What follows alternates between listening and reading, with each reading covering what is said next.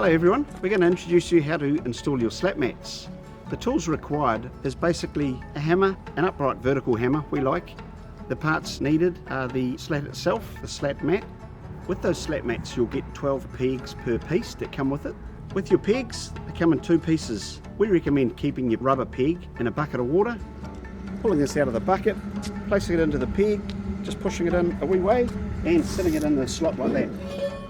And then come and drive it home with your vertical hammer. The idea of the peg is it's to keep the mat flat when the cows are crossing over the matting or lying down and standing up. The pegs hold the mat flat and you can just treat it like you would a concrete surface. The only thing is, it's comfortable for your cows. Hope this has been helpful. Any other questions, just feel free to call one of our team.